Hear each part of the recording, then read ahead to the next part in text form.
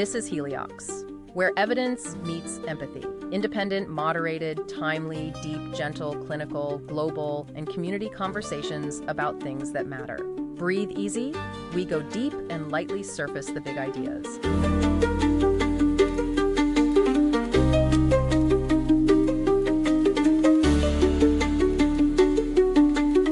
So you're looking for that deeper understanding, right? The kind that, really gets to the heart of big ideas without feeling totally overwhelming. Yeah, cutting through the noise. Exactly. You want to feel informed, but not like you're wading through jargon. And that's what we try to do here. Today, we're doing a deep dive into freedom. It's a huge concept, obviously. We're using Timothy Snyder's book On Freedom as our guide. He's a historian, really sharp on global affairs. And our mission, so to speak, is to really unpack what freedom means beyond just being free from stuff, restrictions, constraints, that sort of thing. That's often called negative freedom, isn't it? That's the term, yeah, freedom from. And Snyder's perspective, drawing on history, philosophy, it pushes for something more active. We think it'll give you some surprising facts, maybe spark some different ways of thinking. Okay, let's start there then. This negative freedom. Freedom from oppression, from barriers, feels kind of intuitive, right? Remove the bad stuff and boom, you're free. It does seem like the default setting sometimes, but Snyder challenges that. And he uses a really powerful contemporary example of the Ukrainians facing invasion. How so? What was their take? Well, when you look at how they talked about freedom, it wasn't overwhelmingly framed as just freedom from the Russians. I mean, obviously that was critical, but there was more to it. Yeah, much more. Their focus was often on what they could be free for, what kind of future they were fighting to build. Ah, okay. Free for? That's a really interesting shift. What did that actually look like for them? Can you give some examples? Sure. It was about, the world opening up again, prospects, a soldier recovering, thinking about a future where people could pursue their own goals. Right. A veteran just wanting to see his son smile again. Simple, profound things. A young soldier dreaming of having kids one day. Wow. Their commander talked about getting back to a normal life, full of opportunities. So it wasn't just about surviving the threat. It was about the presence of hope, the ability to shape what comes next. Agency. So it's definitely not passive. It's an active stance. And Snyder connects this to the idea that freedom isn't something you can just receive, like a gift. Exactly. He really pushes back on the idea that freedom is just handed over by, say, founding fathers, or that it's baked into a national character, or that it just automatically springs from capitalism. He mentions an Eritrean poet who made this really sharp distinction.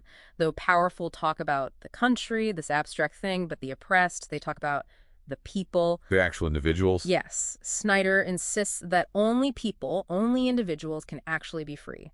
And the minute we start thinking something else, the state, the market, whatever makes us free, we risk losing it. We become passive. And this is where it gets uncomfortable historically, right? If your power relies on keeping others subjugated. Well, yeah, your definition of freedom might conveniently become the absence of any government or authority that could challenge your power. Think about slave owners or those who denied rights to women throughout history. Their freedom was the freedom to dominate. Precisely. So this purely negative view, just being left alone, has often served the powerful. That image of the Liberty Bell ringing for all. Well, it kind of papers over who was actually included in that all back then, doesn't it? It certainly does. The absence of constraints on some meant the reinforcement of unfreedom for others. Snyder also weaves in his own experiences, which is interesting. His family roots in Ohio, seeing history unfold there. That sounds like it gave him a real sense of grounding. It seems so, yeah. A sense of continuity, of place. But also smaller things, like his grandmother, he describes her as very thoughtful, critical, and finding refuge in his grandparents' attic with all sorts of books. Paleontology, A Wrinkle in Time. Just this wide exposure to ideas early on. That breeds a kind of intellectual freedom, Sure, opens up possibilities. Right. And then he mentions reading about martial law in Poland in 1982. That must have been stark. Absolutely. That contrast between, Soviet-style repression and the images of solidarity resisting. It's a powerful lesson in what unfreedom looks like and the courage it takes to fight back.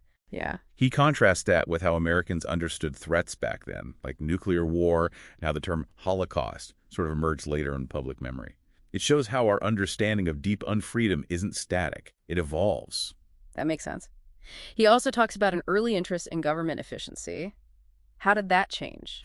Yeah, it sounds like initially he leaned towards a more, maybe, technocratic view, getting things done smooth line, right? But then his academic work, especially on the Soviet economy and these surprising conversations he had with Soviet scholars in Moscow around 1990, it showed him the messiness, the complexity of real societal change. Efficiency wasn't the whole picture. And isn't that where the story about the bells comes in? The ones exiled in Russia. Yes, such a striking detail. Bells being literally banished because they could be used to call people together, to incite public gatherings. It's a potent symbol of suppressing association, suppressing that collective voice. Wow. And his economic analysis back then was quite prescient, wasn't it? Predicting that the Soviet structure might accelerate collapse, and that just letting capitalism rip wouldn't necessarily lead to perfect markets. He did. He suggested it could lead towards oligarchy instead, which, looking back... Seems pretty spot on. It shows he was already thinking about the complexities, the vulnerabilities of freedom even then. Definitely. So let's circle back to this idea of negative freedom being the default, especially after the Cold War. What were the downsides Snyder saw? Well, a big one was how the collapse of the Soviet Union was interpreted, particularly in the U.S. Was often seen as this simple, straightforward victory for capitalism and negative freedom.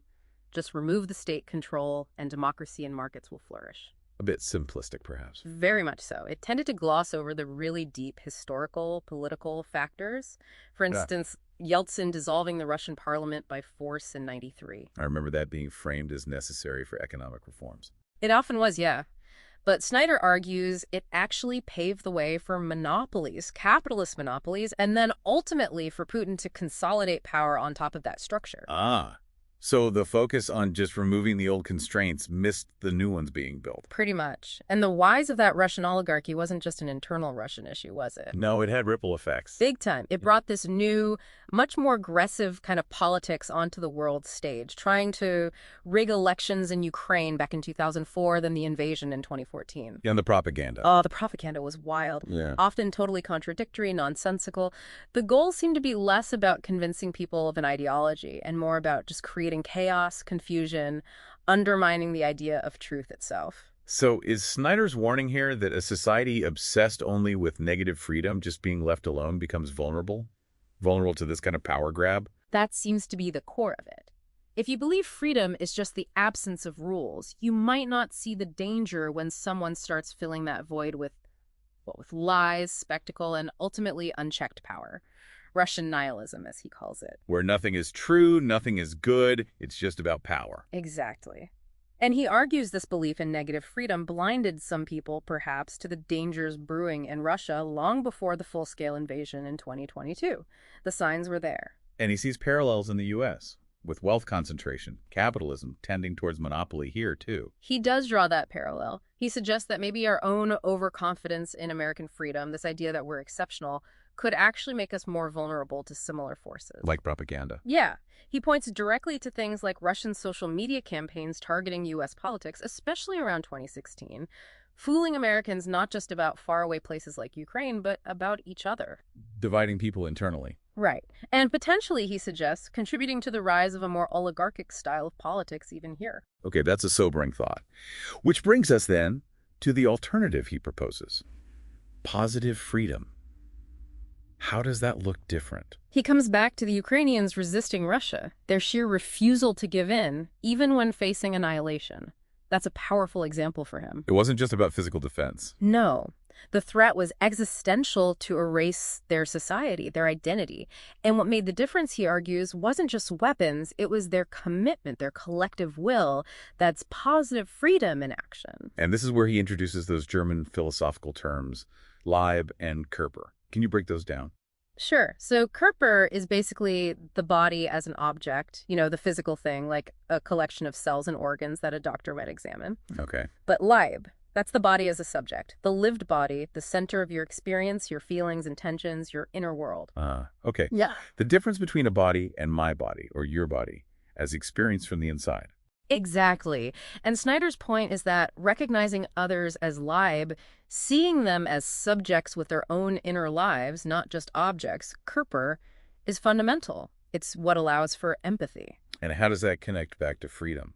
Well, he argues that if you only focus on negative freedom, just freeing the physical body, the Körper, from external chains, you miss this whole subjective dimension. Like inner life. Right. Negative freedom alone can become a kind of self-deception, he suggests, because it ignores the live, ignores our shared subjectivity. True freedom, this positive freedom, requires engaging with others as subjects, understanding their perspectives. So barriers aren't just bad because they physically stop us. They're bad because they prevent that mutual understanding. They stop us from seeing the live in others. When you see someone's inner world, their perspective, you get a more objective, more complete picture of reality rather than just seeing them as an obstacle or a tool in your own world. That makes sense. And how does live, this subjective body, shape our experience? You mentioned pain, pleasure. Your live is like the translator. It takes raw physical data, biological needs, and turns them into human experiences.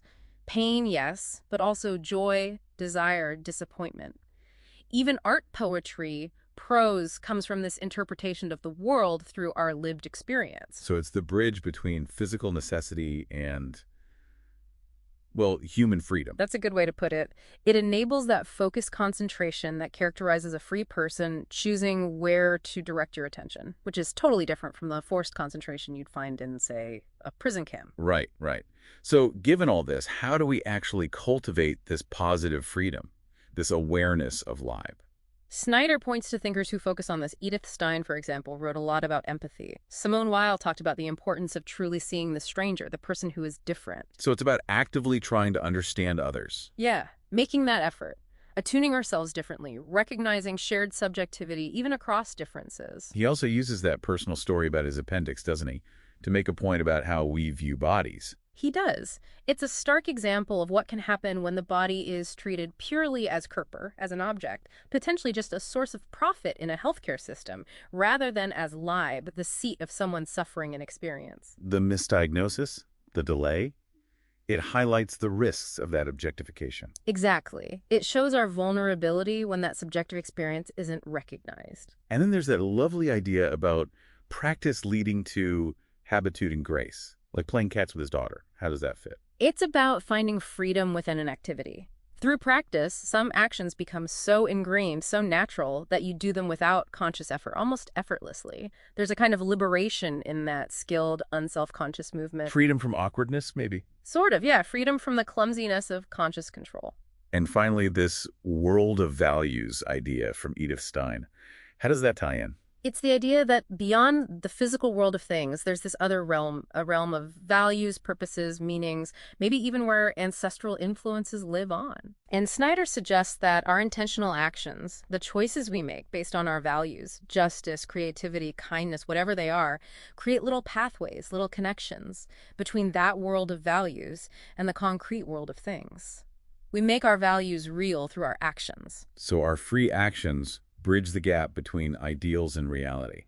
In a way, yes. That's how we manifest our freedom, by acting purposefully in the world according to values we hold. Okay, so bringing it all together then. The big takeaway seems to be that real freedom isn't just about being left alone, not just the negative stuff. Definitely not. That's maybe a starting point, but it's not the destination. True freedom, positive freedom, is active, it's engaged.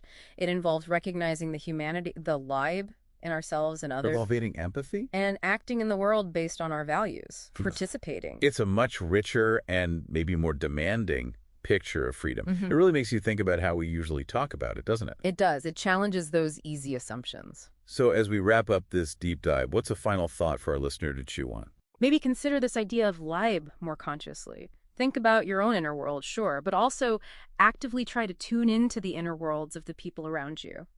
How might really practicing empathy, trying to see from others' perspectives, change how you understand freedom, not just as an abstract concept, but in your daily life and how you interact with the world? That's a great challenge. Thinking about how empathy might actually be a pathway to a deeper freedom. Exactly. And if you're intrigued, definitely check out more from Snyder or those other thinkers we touched on, Berlin, Stein, Weil, Havel, Kuschkowski. There's a lot more to explore there. Thanks for listening today. 4 recurring narratives underlie every episode: boundary dissolution, adaptive complexity, embodied knowledge, and quantum-like uncertainty. These aren't just philosophical musings, but frameworks for understanding our modern world. We hope you continue exploring our other podcasts, responding to the content, and checking out our related articles at helioxpodcast.substack.com.